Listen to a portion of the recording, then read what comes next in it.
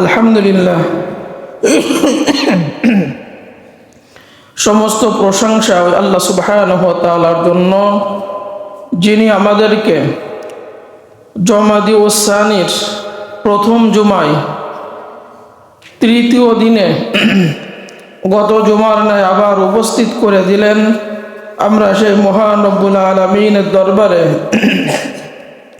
দিল থেকে উচ্চ স্বরে শুকরিয়া আদায় করি, আলহামদুলিল্লাহ। রব্বানা লাকাল হামদ হামদান কাসীরান তাইয়িবান মুবারাকান ফি, ইয়া রব লাকাল হামদ কামা ইয়ানবাগি লিজালালি ওয়াজহিকা ওয়া আযীমি সুলতানিক। সম্মানিত ভাইরা আমার, আমরা গত জুমায় আলোচনা শুনছিলাম যে মৃত্যুর পরে মানুষ 9টা আফসোস করবে।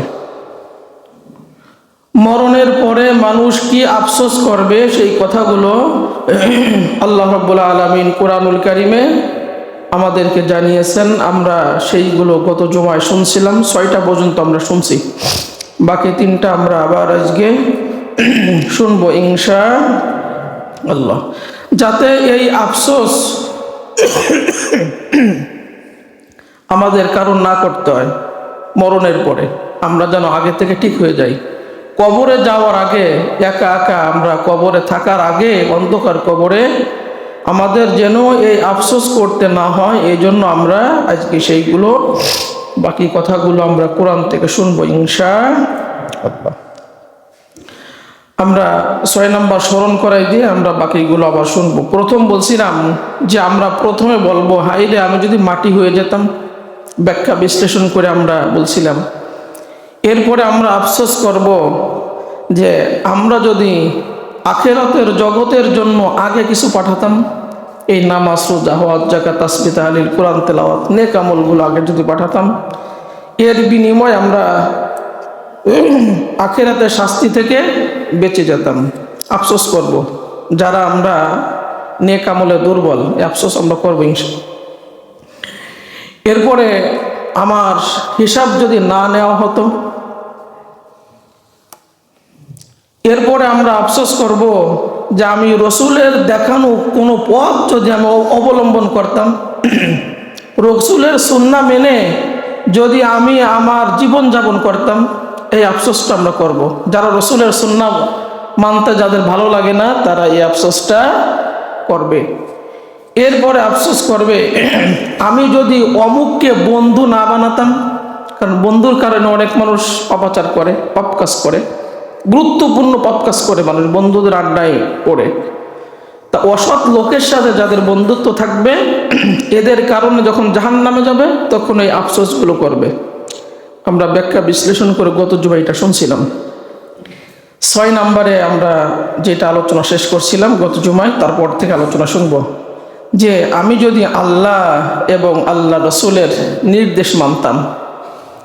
কারণ এখানে আসছে অনেক নেতাদের নির্দেশ মানতে, যে মানুষ আল্লাহ এবং আল্লাহ রসুলের নির্দেশ মানতে পারে না। এটা আমরা ব্যাখ্যা বিশ্লেষণ করে গত জুমায় বলছিলাম সূরা আহজাব থেকে। তারপরে 3টা আজকে আমরা শুনবো যে বাকি 3টা আমরা কি আফসোস করব। 7 নাম্বার, মরার পরে মানুষ আফসোস করবে, হায়রে আমি যদি অমুক দলে থাকতাম। কারণ দুনিয়াতে দল হচ্ছে একটা পাপাচার, পাপিষ্ট, বদকার, আর একটা আছে নেককার। একটা লোক জান্নাতি আর একটা জাহান্নামী। এক শ্রেণীর মানুষ দুনিয়াতে জান্নাতের কাজ করে, আর এক শ্রেণীর মানুষ দুনিয়াতে জাহান্নামীদের কাজ করে। তাহলে যারা জাহান্নামীদের কাজ করে, এদের সাথে যারা থাকে, ওঠা বসা, চলাফেরা, সময় কাটানো, কিয়ামতের ময়দানে যখন এরা জাহান্নামে যাবে তখন সে আফসোস করবে, হায়রে আমি যদি ওদের সাথে না থাকতাম, আমি যদি নেককারদের দলে থাকতাম, ভালো মানুষের দলে থাকতাম, সৎ লোকের সাথে যদি আমি থাকতাম, তাহলে সৎ লোকের সাথে আজকে আমি জান্নাতে যেতে পারতাম। এই আফসোসগুলো মানুষ করবে। আমরা এখানে যারা আছি, আমরা একটু আমাদের জীবনের সাথে হিসাব মিলাই, আমার চলাফেরা, আমার উঠা বসা, আমার লেনদেন, আমার প্রত্যেকটা কাজ, এটা কি নেককারদের সাথে নাকি বদকারদের সাথে, ভালো মানুষের সাথে নাকি খারাপ মানুষের সাথে আমার সম্পর্ক বেশি? নতুবা কিয়ামতের ময়দানে আফসোস করতে হবে, ইয়া লাইতানি কুনতু মাআহুম ফাআফুযা ফাওজান আযীমা। সূরা নিসা আল্লাহ সুবহানাহু ওয়া তাআলা বলেন যে আমার এই বান্দারা কিয়ামতের ময়দানে 7 নাম্বার আফসোস করবে, হায় রে আমি যদি তাদের দলে থাকতাম। এই আয়াতের একটা তাফসীর আপনাদেরকে শোনাই। মুহাম্মদুর রাসূলুল্লাহ সাল্লাল্লাহু আলাইহি সাল্লাম যখন ইসলামের দাওয়াত দিচ্ছিলেন যে জমিন আল্লাহর জমিনে আল্লাহর দিন প্রতিষ্ঠা করতে হবে, দিন কায়েমের জন্য, কোরআনের রাজ কায়েম করার জন্য, আল্লাহর বিধান আল্লাহর জমিনে প্রতিষ্ঠা করার জন্য মুহাম্মদুর রাসূলুল্লাহ সাল্লাল্লাহু আলাইহি সাল্লাম যখন কোরআনের দাওয়াত দিলেন, দাওয়াত দিতে বাধাগ্রস্ত হয়ে কাফেরদের সাথে যুদ্ধ করা লাগলো।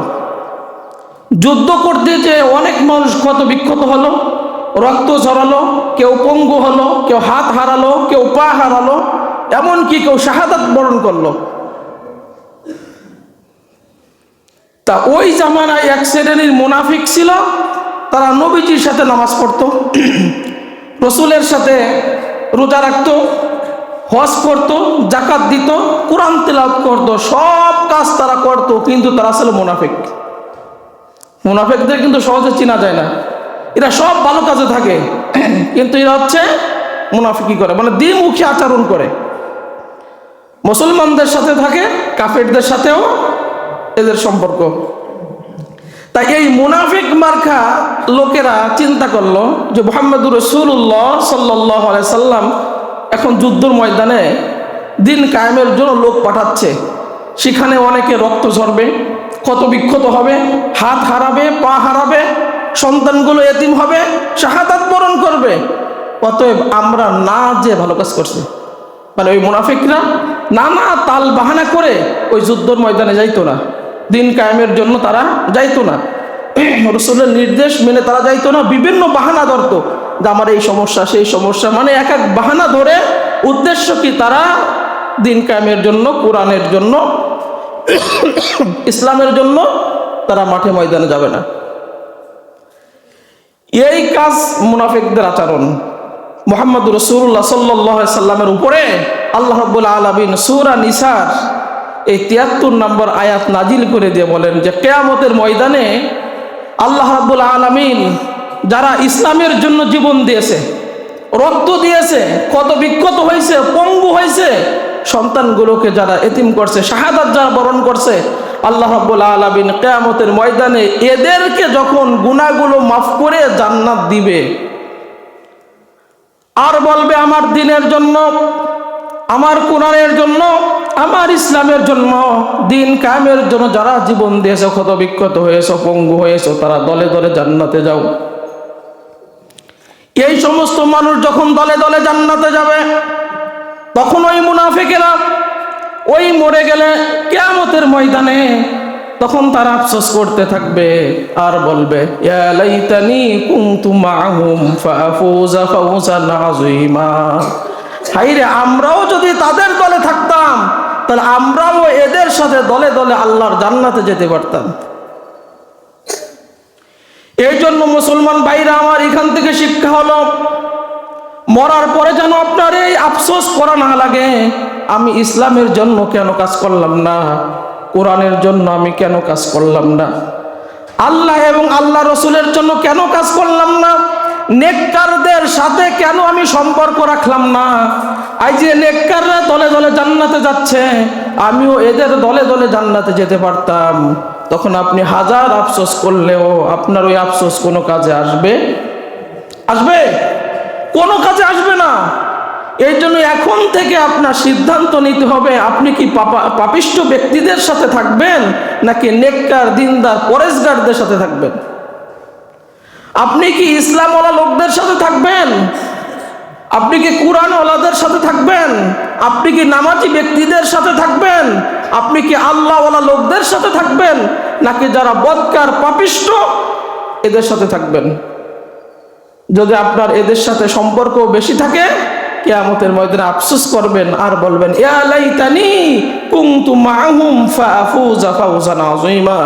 হায়রে, আমি যদি এই নেককারদের দলে থাকতাম, আজকে ওদের সাথে আমি একই সাথে জান্নাতে যেতে পারতাম। এই আফসোস করতে হবে। এই জন্য আমরা এখন থেকে আমাদের জীবনগুলো সংশোধন করে নিই। এখনো আমরা যারা আল্লাহ বিরোধী লোক, যারা কুরআন বিরোধী লোক, যারা ইসলাম বিরোধী লোক, যারা ঈমান বিরোধী লোক, যারা এদের সাথে আমাদের যাদের এখনো সম্পর্ক আছে, এদের সাথে এখনো যাদের আমাদের ওঠা বসা আছে, সবগুলো ছেড়ে দিয়ে ইমানদার, দিনদার, পরেজগার, আল্লাহওয়ালা, কুরআনওয়ালা, হাদিসওয়ালা, আল্লাহ এবং আল্লাহ রসুলের নির্দেশ মোতাবেক যারা জীবন যাপন করে, তাদের কাতারে আমরা দুনিয়া থেকে দাঁড়িয়ে যাই। আল্লাহ রাব্বুল আলামিন ওদের কাতারে কিয়ামতের ময়দানে দাঁড়িয়ে বলবে, যাও আমার জান্নাতে চলে যাও। তখন আপনার আর আফসোস থাকবে না। আপনি তখন বলবেন, আমি ঠিক কাজ করছিলাম দুনিয়ায় থেকে। 8 নাম্বার আমাদের আফসোস হবে যে ইয়া লাইতানি লাম উশরিক বিরব্বি আহাদা। হায়রে, আমি যদি আল্লাহর সাথে শরিক না করতাম। আমরা শুনছিলাম যে মরার পরে মানুষ কি কি আফসোস করবে, কোরআনে আল্লাহ তাআলা সেটা বলছেন 9টা বিষয়। গত জুমায় গুলো বলছি, আজকে শোনেন এইগুলো, তাফসীর থেকে আমরা আজকে শুনবো। 8 নাম্বার মানুষের আফসোস কি থাকবে? হায়রে, আমি যদি রব্বুল আলামিনের সাথে অংশীদার স্থাপন না করতাম, শিরিক না করতাম।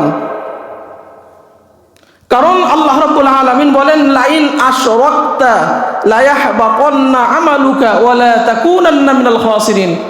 যারা আল্লাহ রাব্বুল আলামিনের সাথে শরিক স্থাপন করে, আল্লাহ রাব্বুল আলামিন তার সমস্ত আমল নষ্ট করে দেয়।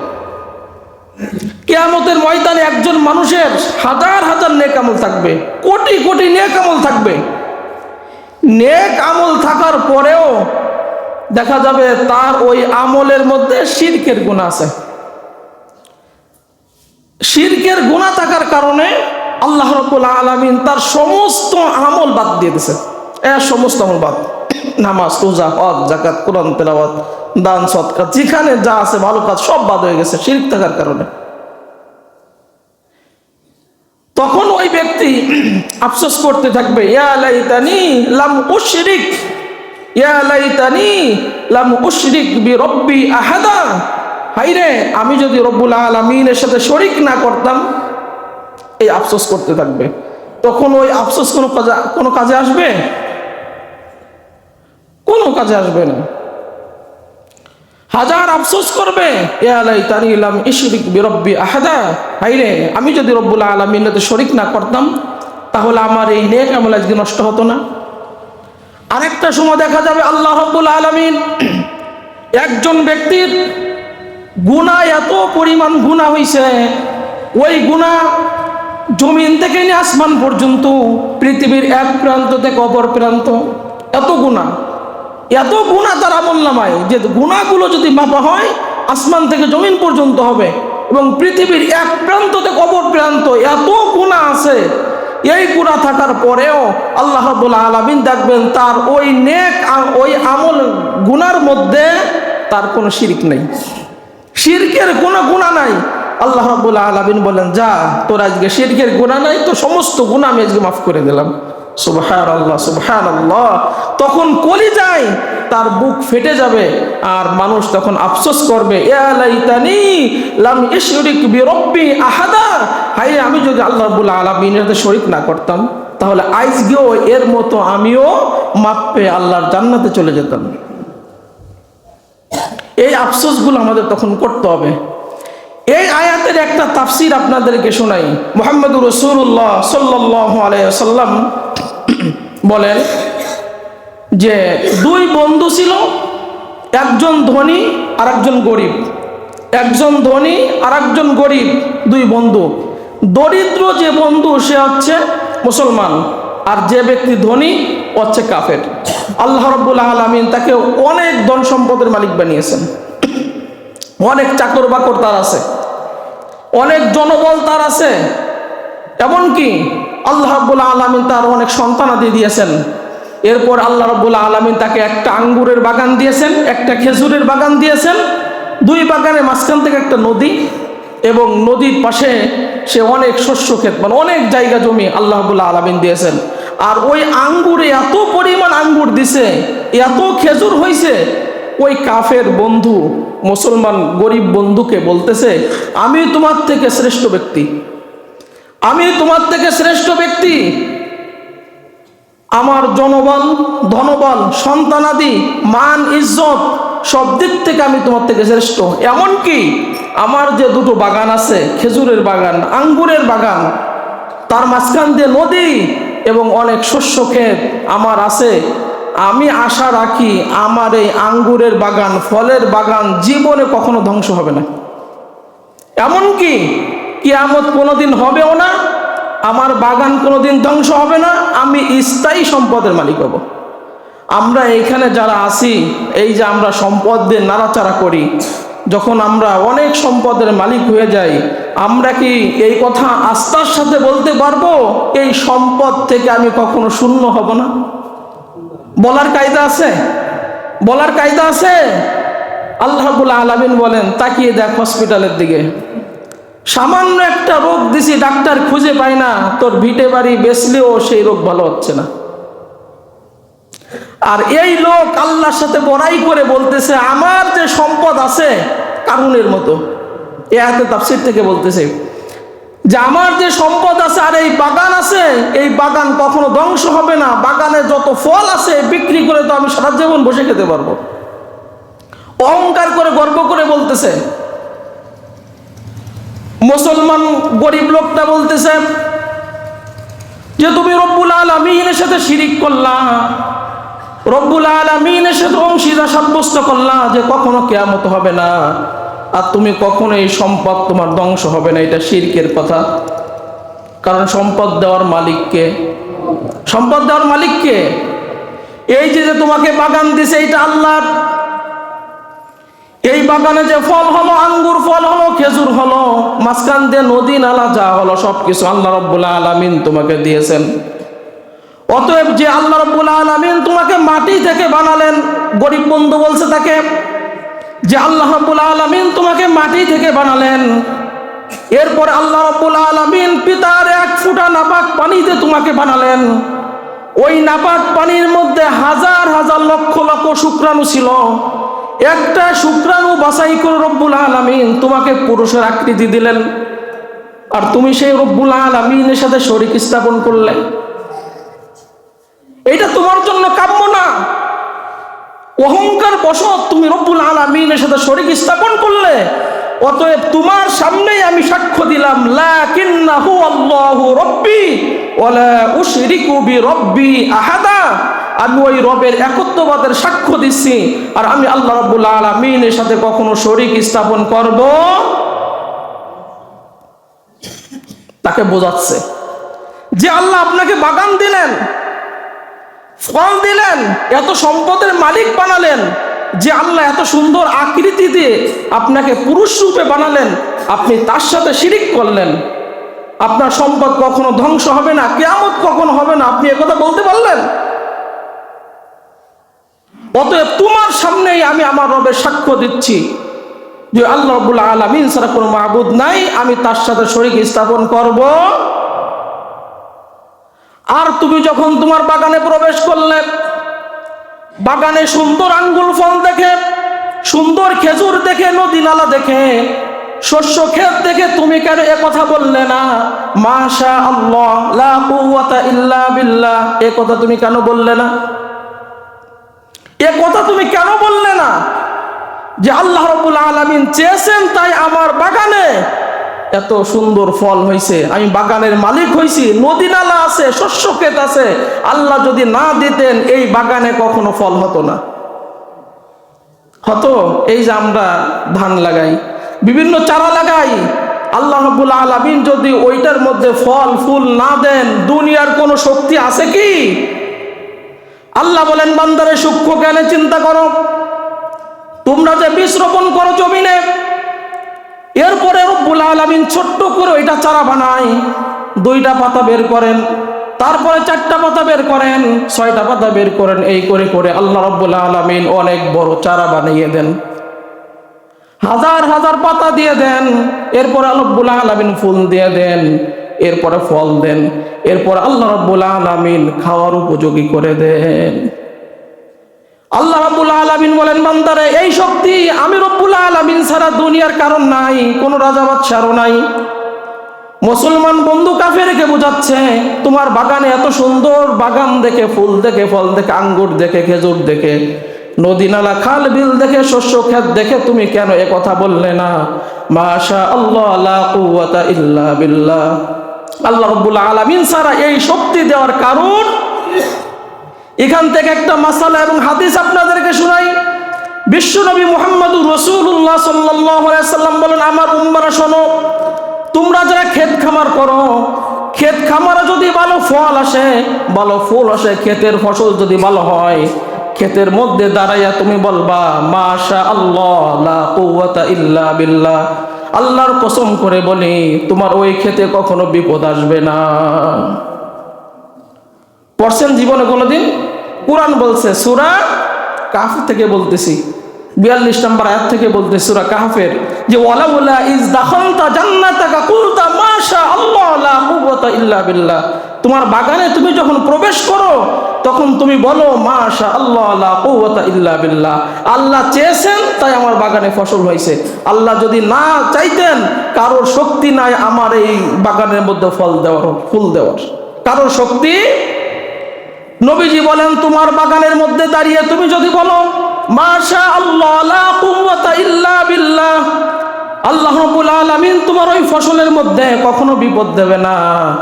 তোমার সম্পদ যদি ভালো কিছু হয়, সম্পদের মালিক হইছো, তুমি বলো মাশা আল্লাহ লা কুওয়াতা ইল্লা বিল্লাহ, তোমার ওই সম্পদের মধ্যে কখনো বিপদ আসবে না।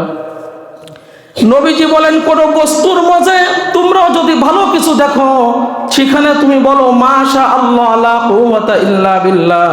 এইটা তুমি যদি সেখানে পড়ো, ওই বস্তুর মধ্যে কখনো বিপদ আসবে না। শুধু তাই নয়, নবীজি বলেন, তোমার সন্তানের মধ্যে ভালো যদি কিছু দেখো, তাহলে তুমিও পড়ো মাশা আল্লাহ লা কুওয়াতা ইল্লা বিল্লাহ। এইটা যদি পড়েন, আপনার সন্তানের উপর কখনো বিপদ আসবে না, কোরআন বলে। তার মানে আপনি যেখানেই ভালো কিছু দেখেন, সেখানে কি বলবেন? মাশা আল্লাহ লা কুওয়াতা ইল্লা বিল্লাহ। এইটা যদি আপনি পড়েন, যে বস্তুর ভালো আপনি দেখছেন, ওই বস্তুর মধ্যে কখনো বিপদ আসবে। কার কথা? ওই গরিব বন্ধু বলতেছে, তোমার বাগানে ঢুকে তুমি কেন এই বাক্যটা তুমি বললে না? আর তুমি বলছো আমি গরিব মানুষ, তোমার থেকে একদম ছোট মানুষ, আমার ধন সম্পদ নাই, আমি যে রব্বুল আলামিনের প্রতি ঈমান আনলাম, আল্লাহ যদি আমাকে জান্নাত দেয়, দুনিয়ার এর থেকে ভালো সম্পদের মালিক আমাকে যিনি বানাবেন তিনি কে? তোমাকে যে বাগান দিছে, ধন সম্পদ দিছে, এত কিছু দিছে, আল্লাহ রাব্বুল আলামিন জান্নাতে আমার থেকে, তোমার থেকে, এর থেকে আরো ভালো বস্তু আমাকে আল্লাহ রাব্বুল আলামিন দিয়ে দিবে। আর তুমি যে রব্বুল আলামিনের সাথে শরীক করলাম, এর বিনিময়ে রব্বুল আলামিন তোমার এই বাগান মুহূর্তের মধ্যে ধ্বংস করে দিতে পারেন। এই নদী নালার পানি রব্বুল আলামিন শুকায়া গভীর মাটির তলদেশে দিয়ে দিতে পারেন। এই ক্ষমতা আছে কার? কার আছে? এই যে আপনাদের এখানে কত নদী নালা ছিল, এই নদী নালা শুকায়া অন্য জায়গা যিনি নিয়ে গেলেন, একটু সুন্দর করে বলেন তিনি কে? ছিল না আপনাদের এখানে নদী নালা ছিল না? মুসলিম গরিব বলতেছে যে এই ক্ষমতা রব্বুল আলামিনের আছে। তোমার বাগানের মাঝখান থেকে যে নদী অহংকার করলো যে পানি দিয়ে আমার বাগান সুন্দর করে সেচ প্রকল্প ব্যবহার করে, আল্লাহ চাইলে মুহূর্তের মধ্যে এই নদীর পানি শুকাই দিতে পারেন। তার বাস্তব প্রমাণ আমরা এখানে দেখতেছি। এই ক্ষমতা কার আছে? গরিব বন্ধু তাকে বুঝাচ্ছে, তারপরও সে বুঝলো না। আল্লাহ রাব্বুল আলামিন জিবরাইল আলাইহিস সালামকে দিয়া, আগুন দিয়া আল্লাহ রাব্বুল আলামিন বাগানটা ধ্বংস করে দিলেন। বাগান সব পুরায়া, খেজুরের বাগান, আঙ্গুরের বাগান, শস্য ক্ষেত সব পুরায়া দিলেন।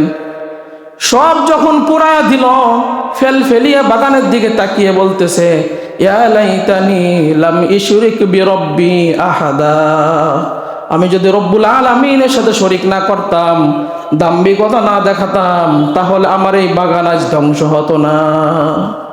তাহলে আপনি যদি আল্লাহর সাথে শিরক করেন, দুনিয়াতেও ক্ষতি, আখিরাতেও, মরার পরে আপনি এই আফসোসটা করবেন যে হায়রে ইয়া লাইতানি লাম ইশরিক বিরব্বি আহাদা, হায়রে আমি যদি আল্লাহ রাব্বুল আলামিনের সাথে শরীক স্থাপন না করতাম, দুনিয়াও ক্ষতিগ্রস্ত হতাম না, আখিরাতেও ক্ষতিগ্রস্ত আমি হতাম না। আফসোস করে আর বলে আজকে আমার ক্ষমতা আমার বাগান ঠেকাতে পারলো না, আমার সন্তানাদি আমার বাগান ঠেকাতে পারলো না, আমার চাকর চাকরানি আমার বাগান ধ্বংস হওয়া থেকে ঠেকাতে পারলো না। কারণ এই ক্ষমতা আছে কার? আল্লাহ রাব্বুল আলামিন যখন আযাব আর গজব দেবে, হাজার সৈন্যবল থাকলেও আপনাকে কেউ রক্ষা করতে পারবে। এই জন্য কোনো ক্রমেই কথার মাধ্যমে রব্বুল আলামিনের সাথে শরীক করা যাবে। সম্মানিত ভাইরা আমার, যেটা বলছিলাম যে মরার পরে আমরা আফসোস করব, 8 নাম্বার আফসোস হচ্ছে ইয়া লাইতানি লাম ইশরিক বিরব্বি আহাদা, হায় আমি যদি রব্বুল আলামিনের সাথে শরীক না করতাম। সর্বশেষ আমরা যে রব্বুল আলামিনের সাথে মরার পরে আফসোস করব কবরে শুয়ে শুয়ে, 9 নাম্বার আফসোস হচ্ছে ওয়ালাউ তারা ইদ উকিফু আলান নার ফাকালু ইয়া লাইতানা নুরাদ্দু ওয়ালা নুকাদ্দিবা বিআয়াতি রাব্বিনা ওয়া নাকুনা মিনাল মুমিনিন। আল্লাহ রাব্বুল আলামিন বলেন 9 নাম্বার আনআমের 27 নম্বর আয়াতে যে এক শ্রেণীর মানুষকে আল্লাহ রাব্বুল আলামিন জাহান্নামের উপরে আটকিয়ে দিবেন, আগুনের উপরে। এক শ্রেণীর মানুষকে জাহান্নামের আগুনের উপর আটকিয়ে দিবেন। যখন সে জাহান্নামের উপরে দাঁড়িয়ে থাকবে, আগুনের উপরে, আল্লাহ রাব্বুল আলামিনের কাছে তখন সে বলবে ইয়া লাইতানা নুরাদ্দু, হায়রে আমি যদি দুনিয়া আরেকবার যেতে পারতাম। আফসোস করবে, হায়রে আমি যদি দুনিয়া আরেকবার ফিরে যেতে পারতাম, তাহলে আল্লাহর সমস্ত নির্দেশ আমি মানতাম এবং আমি বিশ্বাসী হয়ে যেতাম, আমি এক ওয়াক্ত নামাজ ছেড়ে দিতাম না। আপনারা সবাই জবান খুলে বলেন, একবারে প্যাকেট করে কবরে ঢুকার পরে আপনি হাজার আফসোস করলেও 1 সেকেন্ডের জন্য দুনিয়ায় ফিরে আসতে পারবেন? পারবেন?